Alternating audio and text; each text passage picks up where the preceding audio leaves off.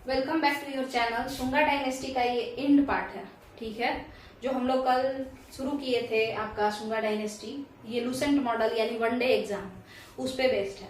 185 ईसा पूर्व में यानी 185 बीसी में आप लोग देखे थे कि किस तरीके से पुष्यमित्र शुंग जो थे अंतिम मौर्य रूलर बृहद्रथ को मार दिए थे। तो जो किसी और के साथ इस तरीके से हो रहा है तो समझ लीजिए लगभग सबके साथ वैसे ही होगा।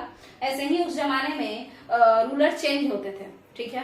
तो हम लोग आगे चलते हैं। सारा कहानी हम बता दिए हैं कि भागभद्र कौन थे, जिनको भागवत कहते थे, पुष्यमित्र शुंग का लड़का अग्निमित्र थे। तो ये सब बात हम लोग बात कर चुके हैं।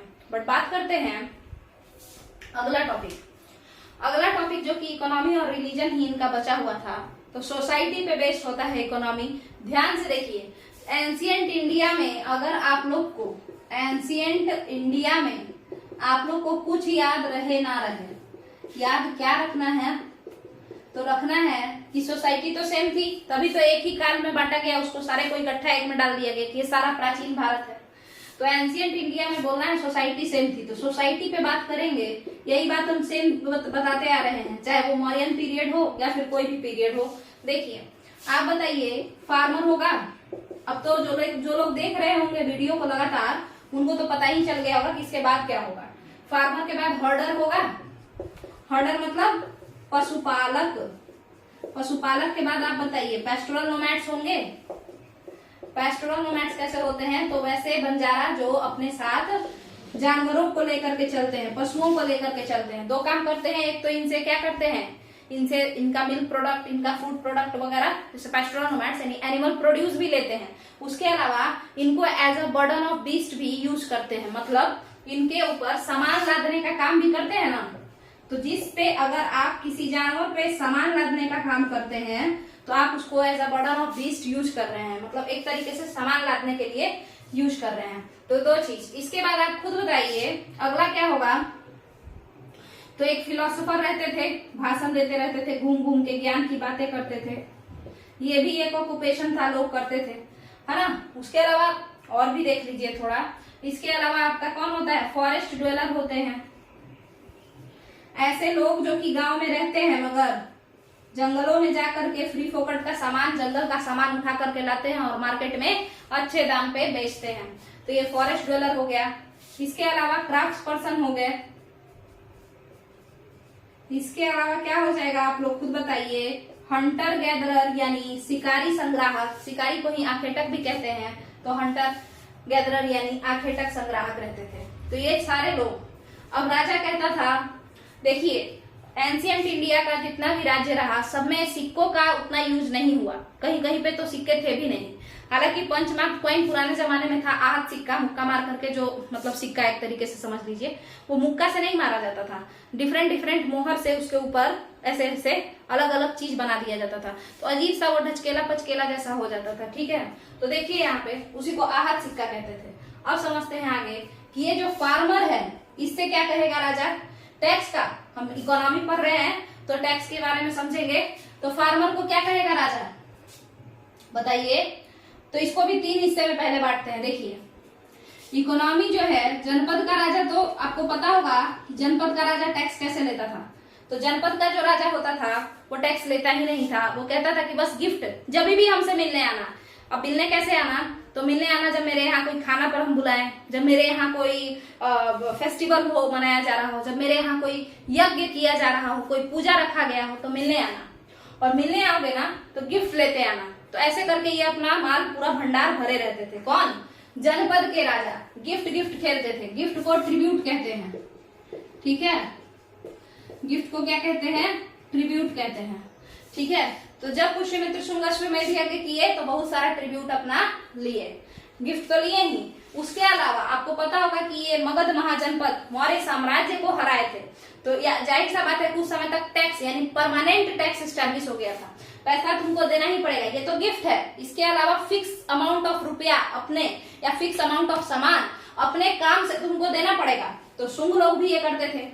तो शुंग लोग कैसे करते थे उसको समझिए। जो फिक्स रुपया होता था, फिक्स मनी या फिक्स प्रॉपर्टी कह लीजिए, क्योंकि कैश के ही फॉर्म में पैसा नहीं दिया जाता था, सामान के भी फॉर्म में दे सकते हैं। तो फिक्स प्रॉपर्टी जो होता था उसी को हम लोग टैक्स कह सकते हैं। परमानेंट हमेशा फिक्स रहेगा कि 1 महीना में इतना दे देना है। तो देखिए फार्मर क्या देगा, अनाज का 1/6 हिस्सा देगा क्रॉप्स का। उसी तरीके से हर्डर क्या देगा, पशुपालक है तो एनिमल प्रोड्यूस देगा, जैसे घी ला करके दे सकता है। अगर भेड़ पालता है तो भेड़ का जो बाल होता है उससे ऊन बना करके दे सकता है। अगर घी, दूध, मलाई ये सब ला करके दे सकता है हर्डर, है ना। इसके बाद पेस्टोरल नोमैड्स क्या करेंगे, तो देखिए वैसे तो पेस्टोरल नोमैड्स को पकड़ना आसान नहीं था क्योंकि ये स्थिर नहीं रहते थे, बंजारा टाइप पीपल थे। फिर भी अगर पकड़े गए तो इन लोगों से कहा जाता था कि मिल्क प्रोडक्ट हटा दीजिए, यहाँ पे लिखिए एनिमल प्रोडक्ट। यहाँ पे आप लोग क्या लिखेंगे, मतलब सुनेंगे, लिखना हो तो लिख लीजिए और अच्छा रहेगा। खास करके सिटी वालों के लिए तो बहुत ही ज्यादा बेनिफिशियल होगा ये। एनिमल प्रोडक्ट मानता था राजा। इसके अलावा ये पेस्टोरल नोमैड्स सामान ढोने का काम करते थे अपने जानवरों के मदद से। दूर दूर तक जाते थे, वहां से कुछ मतलब सामान, कुछ लोकल सामान, गुजरात का कुछ लोकल सामान उठा करके बिहार लेके आए और वहां पे बेचेंगे। तो राजा कहता था कि वो जो बढ़िया वाला लोकल सामान तुम वहां से लाए हो ना, वो जैसे मान के चलिए गुजरात के पाटन में एक पटोड़ा मिलता है, पटोड़ा साड़ी, ठीक है। तो वो साड़ी गुजरात के पाटन में ही बनता है, वो लोग हाथ से बनाते हैं। तो अगर वो कोई पेस्टोरल नोमैड्स लेके आया है, यहाँ पे बेच रहा है, तो राजा कहेगा कि मेरी क्वीन के लिए, मेरी रानी के लिए एक साड़ी दे देना, पाटन मतलब पटोड़ा साड़ी दे देना, ठीक है। तो एक हो गया किससे, इस पेस्टोरल नोमैड्स से। इसके बाद बताइए फिलोसोफर क्या देंगे, तो ज्ञान देंगे और बदले में राजा से ही कुछ रुपया लेके चले जाएंगे, कुछ सामान। तो ये टैक्स नहीं देते थे एक तरीके से समझिए तो। फॉरेस्ट ड्वेलर कैसे होते हैं, तो ऐसे लोग जो कि नॉर्मल समाज में रहते हैं, और मगर नॉर्मल समाज मतलब प्लेन एरिया में आराम से रह रहे हैं, यानी कि जंगल में रहते हैं या तो जंगल के अगल बगल रहते हैं, और उनका एक घर है, सेटल्ड घर है, वो हमेशा उसी जगह पे आके रहते हैं। बट वो फॉरेस्ट में जाकर के फॉरेस्ट का अलग अलग जंगल का सामान खोजते रहते हैं कि क्या ये फायदेमंद होगा, क्या ये प्रोडक्शन जो है ये फायदेमंद होगा, क्या ये वाला जो प्रोडक्ट है जंगल का क्या ये फायदेमंद है, क्या इसका यूज है। ऐसे कर करके ये फॉरेस्ट ड्वेलर जंगल से कई सारा फॉरेस्ट प्रोडक्ट लेकर के आते थे, जैसे कुसुम का फूल, पलाश का फूल जिसके नाम पर पलासी शहर का नाम पड़ा है, ये सबसे रंग बनता है, मतलब कलर, नेचुरल कलर इन्हीं फूलों से बनता है, ठीक है। ये सब हो गया। इसके अलावा कभी बाघ की, देखिए बाघ की खाल ये नहीं ला सकते हैं, ये ड्वेलर है, ये कोई हंटर गैदरर नहीं है, ठीक है, तो ये नहीं कर सकते हैं। तो बाघ की खाल अगर आप हटा भी दें तो बाकी चीज जैसे कोई मेडिसिनल हर्ब्स, कोई औषधि जो कि आपके शहर में मिलता है, वो ये लोग ला सकते थे, मेडिसिनल हर्ब्स, औषधि, हाँ, और ये सब बाहर ला करके बेचते थे। राजा इनसे कहेगा कि तुम लोग कुसुम पलाश ये सब रंग जो है वो मेरे पास भी भेज दो, तो उस फॉर्म में हमको दो, ठीक है, फॉरेस्ट प्रोडक्ट दो। क्राफ्ट पर्सन जो लोग मूर्ति बनाते हो, चप्पल बनाते हो, जूता बनाते हो, सारे लोग शिल्पकार हुए, जो आर्टिस्ट हुए, इन लोगों से राजा कहते थे कि महीना का एक दिन या सप्ताह का एक दिन, जैसे भी राजा फिक्स करें, वो आकर के तुम मेरे महल में फ्री का काम करो। अगर तुमको मूर्ति बनाने आता है तो मेरे महल में आओ, एक मूर्ति बना दो मेरे लिए, है ना। तो इस तरीके से पैसा से नहीं, या तो कैश दे दो, अगर कैश अवेलेबल है, अगर सिक्का का उतना प्रचलन है तो कैश दे दो, कैश फॉर्म में, अदरवाइज तुम काम कर दो मेरे लिए एक दिन फ्री में। हंटर गैदरर से कहा जाता था कि बाघ की छाल लेके ला के दो, क्योंकि यही लोग हंट करते थे, तो इनको पकड़ पकड़ के लाता था लोग, कहता था बाघ की छाल ला के दो। वैसे तो इनको भी, इनसे भी मिलना मुश्किल था, बट इनसे मिलते थे ये लोग फॉरेस्ट ड्वेलर्स, ये लोग आसानी से मिल लेते थे क्योंकि अक्सर जंगलों में घूमते फिरते रहते थे। तो ये आपका हो गया सुंगा डायनेस्टी का इकोनॉमी। अलग अलग लोगों से अलग अलग सामान लिया गया, इच्छा है तो पैसा दीजिए, नहीं तो सामान तो पक्का दीजिए। उसके अलावा महाजनपद के राजा ट्रिब्यूट यानी गिफ्ट के साथ साथ टैक्स भी फिक्स कर दिए हैं, जबकि जनपद के राजा केवल गिफ्ट लेते थे। वही जो जन का राजा होता था, यानी केवल जनता का, जैसे सरदार, योद्धा सरदार, वो लोग क्या लेते थे, तो वो लोग कुछ नहीं लेते थे, वो केवल युद्ध के समय राजा बनते थे ऋग्वैदिक पीरियड में, और युद्ध में जीते हुए माल में से, युद्ध का जो भी प्रोडक्ट होता था, जितना भी ये लोग जीतते थे, उसमें से कुछ ज्यादा हिस्सा उनको लोग गिफ्ट में दे देता था। क्यों? क्योंकि वो लीड कर रहे थे, वही तो जितवाए थे, इसीलिए। चलिए तो आपका इकोनॉमी यहाँ पे खत्म हो जाता है सुंगा डायनेस्टी का।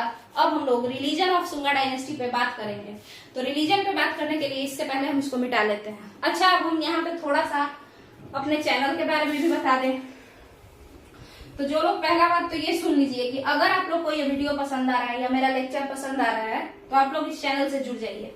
मेरे हिसाब से ये बहुत फायदेमंद होगा ये चैनल, सीटीईटी वालों के लिए खास करके, क्योंकि उनके लिए तो पूरा का पूरा यहाँ पे तैयारी ही कराया जाएगा, वो भी फ्री में।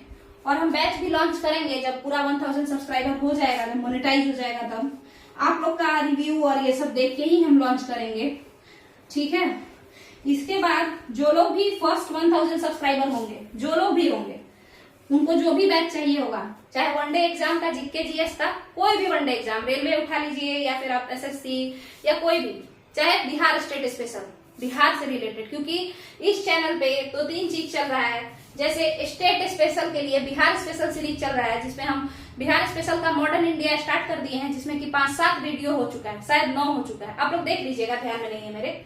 इसके अलावा आपका एंशिएंट इंडिया हम लूसेंट मॉडल या वनडे एग्जाम वाला स्टार्ट कर दिए हैं, उसमें भी कुछ इतना ही वीडियो हो चुका है। इसके अलावा आपका एनसीईआरटी का हिस्ट्री स्टार्ट हो गया है क्लास 6 का।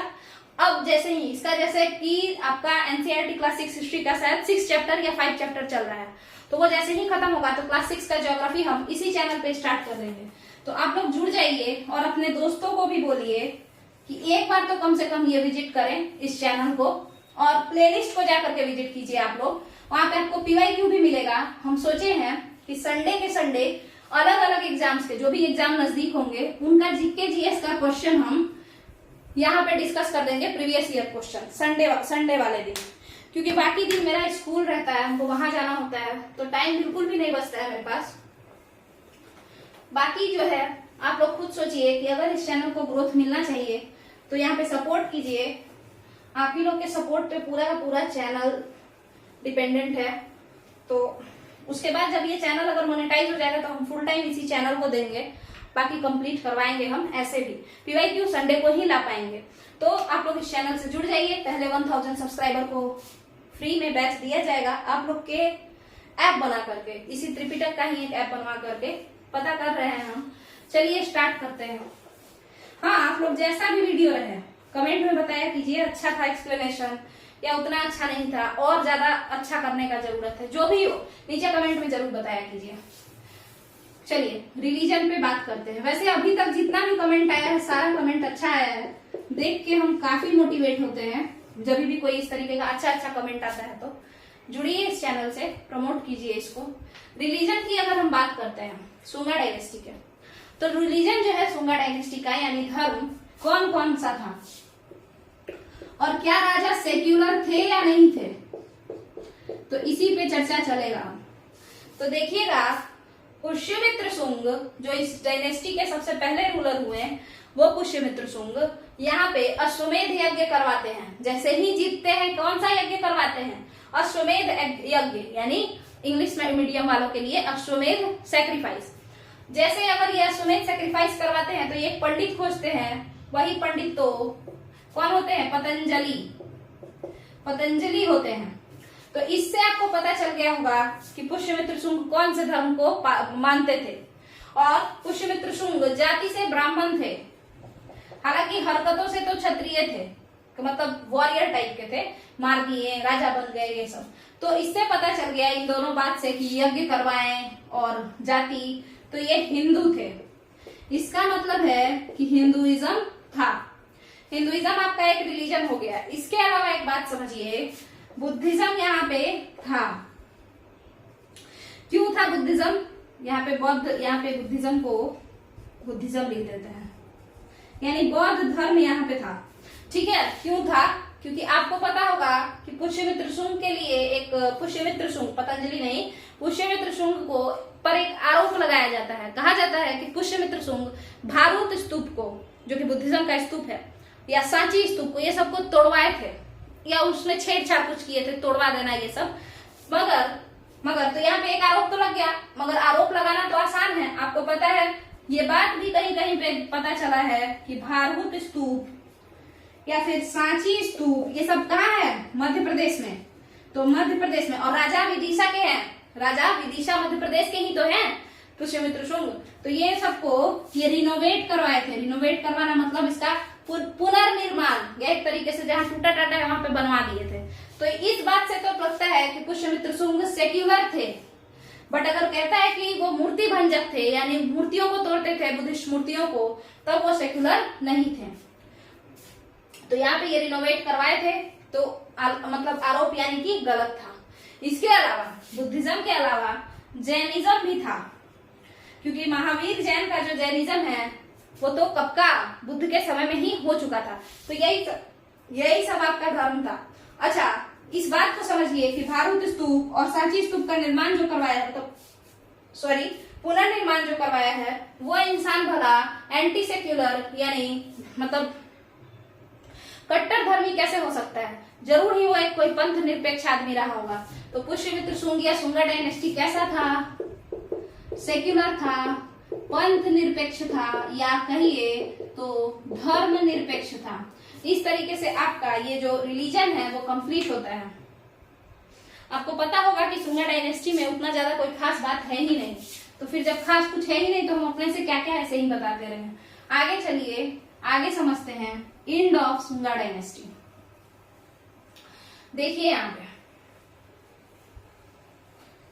यहाँ पे शुंगों के अंत के बाद, मतलब शुंगों का अंत कैसे हुआ पहले तो वो समझते हैं। तो एक इंसान थे देवभूति, ठीक है, एक इंसान थे देवभूति, पुष्यमित्र शुंग के अंतिम वंशज, यानी शुंगा डायनेस्टी के जो अंतिम रूलर थे उनका नाम था, अंतिम राजा का नाम था देवभूति, ठीक है। और देवभूति को एक आदमी वासुदेव, है ना, वासुदेव देवभूति का मर्डर कर देते हैं, ठीक है।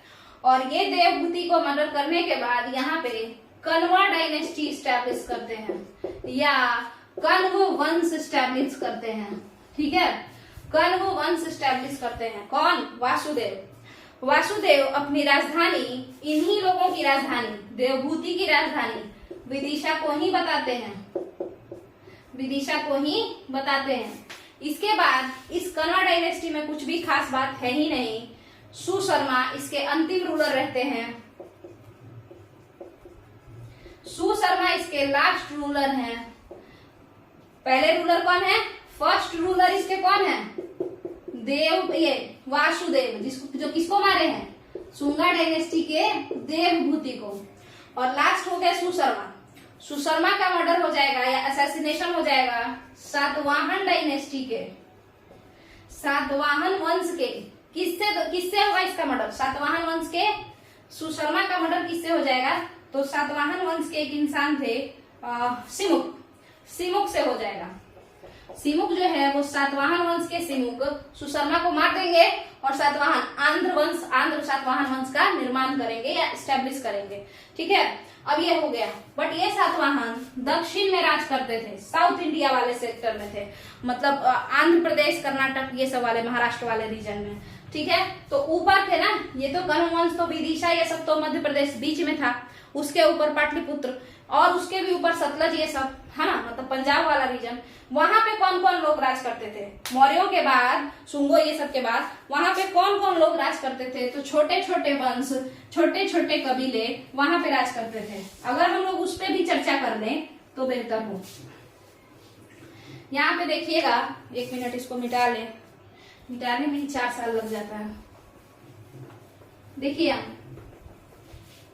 अगर हम बात करें कि ये सारे लोग तो नीचे खसकते जा रहे हैं, पहले पाटलिपुत्रा से खसक के मध्य प्रदेश आया सब, और मध्य प्रदेश से खसक के चला गया आप लोग सातवाहन डायनेस्टी। पावर कहाँ चला गया? सातवाहनों के पास, जो कि साउथ इंडिया। चलिए अब बात करते हैं कि तो फिर ये सब जब खत्म हो रहा था तो इस ऊपर वाले रीजन में नॉर्थ इंडिया में कौन लोग थे? तो बड़े छोटे लोग थे, छोटे छोटे रूलर सब थे, जैसे औदंबराज, हम बताए भी हैं, औदंबराज आपके पंजाब वाले रीजन में थे, ब्यास और रावी नदी के बीच में। रावी है। चलिए, तो रावी नदी के बीच में। इसके बाद बात करते हैं यऊधेयाज। ये कहाँ के थे? सारे कबीले हैं, छोटे छोटे राज्य हैं। यऊधेयाज, यहूदिया जो लोग थे ना, ये लोग सिक्का लाते थे, मतलब सिक्का बनाए थे, और ये लोग बहुत बड़े व्यापारी थे। इन लोग, ये यहूदिया जो कबीला था या सरदार, छोटा छोटा मतलब जनपद कह लीजिए, तो ये जो था ना, ये लोग सिक्का बनाता था। इससे पता चलता है ये लोग ट्रेड में काफी इंटरेस्टेड था, व्यापारी टाइप का माइंडसेट का था। इसके बाद देखिए ये लोग कहाँ थे, यमुना और सतलज के बीच का जो रीजन था वो इनका था। और अंबराज हो गए, यहूदियाज हो गए। इसी तरीके से आपका और भी नाम आता है, जैसे अर्जुनैनाज, अर्जुनैनाज, अर्जुनैनाज, इसको हिंदी में अर्जुनयन कहेंगे, ठीक है, अर्जुनयन। ये आपका साउथ ईस्टर्न मथुरा यानी दक्षिण पश्चिम मथुरा वाले रीजन में आता था, ठीक है। तो इसी तरीके से कुनिंदाज एक थे, त्रिगर्ताज थे, ये लोग, यही सब कुछ लोग छोटे छोटे रूलर, जब नीचे की ओर पावर खसकता गया तो ऊपर में छोटे मोटे रूलर बनना शुरू हो गए, छोटे छोटे राजा, जन के राजा, जनपद के राजा। महाजनपद जैसा कुछ नहीं बचा नॉर्थ इंडिया में खास करके, हालांकि नीचे सातवाहनों का राज बना रहा। तो अब आपका कन्वा डायनेस्टी भी खत्म हो गया, शुंगा भी खत्म, ठीक है। तो अगला जो टॉपिक शुरू होगा वो हम लोग आगे का, इसी एंशिएंट इंडिया का आगे का टॉपिक लेकर के आएंगे। तो आप लोग बताइए खुद, आप लोग तो कभी कमेंट करते ही नहीं है, कमेंट करके बताइए कि कैसा लगा वीडियो, क्या सही से एक्सप्लेन किए, क्या आप लोग को समझ में आया। और उसके अलावा वीडियो को लाइक कीजिए, पसंद आया तो, नहीं पसंद आया नीचे कमेंट में जरूर बताइए क्या नहीं अच्छा लगा।